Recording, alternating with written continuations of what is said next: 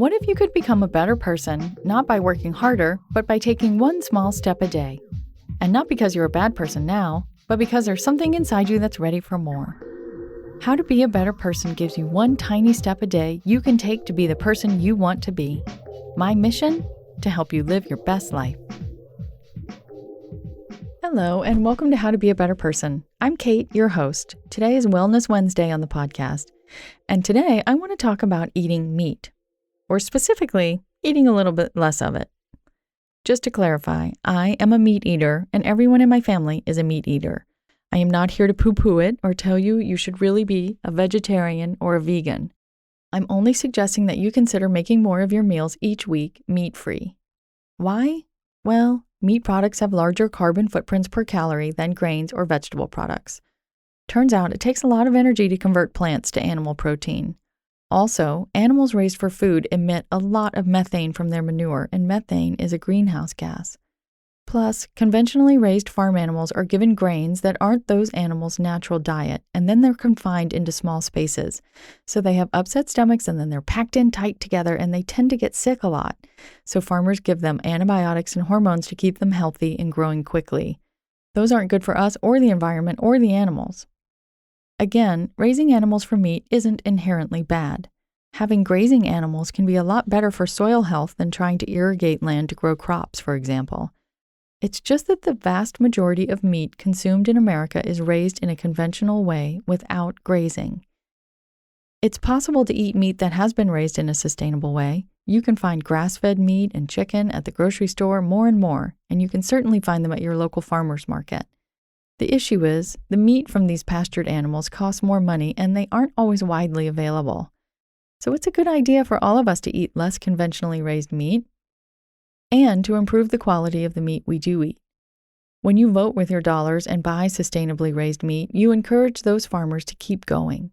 You also inspire other farmers to make the switch so that the meat we eat takes less of a toll on the environment and on the animal's well-being and on our health. And while science is always evolving, there is evidence that no matter how high a quality the meat is, too much animal protein isn't great for long-term health. So adding in more meat-free meals is a good idea, even if you're buying the highest quality meat there is. If you're currently having no meat-free meals a week, start with just one meat-free dish.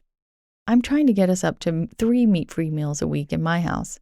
It's easier in the winter, in my experience, when you can use curries, soups, and chilies that are more appealing now and less so in the summer when the grill beckons. I want to tell you about this really cool non-meat product that I found. It's kind of a meat substitute. It's not like the Impossible Burger. It doesn't look like hamburger.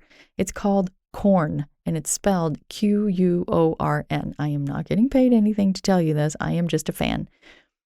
Quorn is a mycoprotein, which is somehow related to mushrooms. I don't know exactly what it is, honestly. It's kind of like the stem of a portobello mushroom mixed with seitan in texture. I buy the grounds and I use it in chili, and no one can tell the difference. In fact, I made chili with it twice before I told my family, and they were shocked. I've also made taco, quote-unquote, meat with it for burrito bowls, and once cooked it with bulgogi seasonings. Google bulgogi tacos, it's a Bon Appetit recipe, and served it over rice with sautéed edamame, sesame seeds, and scallions, and it was a big hit. Just a little tip from my kitchen to yours. If you want more ideas on meat-free meals, a cool cookbook to check out is Jamie Oliver's Veg, V-E-G. His food is always scrumptious, and in recent years he cares a lot more about making his recipes simple and fast, too. It's a little bit of an investment. The sticker price is $35, but think of how much money you'll save by not spending money on meat. What are your favorite meat-free meals? I'd love to hear, or better yet, see a picture. Use the Contact Kate button on beabetterpersonpodcast.com to tell me about your favorite meat-free meals, or post a pic on Twitter, Instagram, or Facebook with the hashtag BetterPersonPod. And now I've got to go home and make some pesto pasta. It's delish and no meat. Thanks for listening to How to Be a Better Person. Our theme song is Left for Deadish by Junior85. The podcast is mixed by Sound Advice Strategies.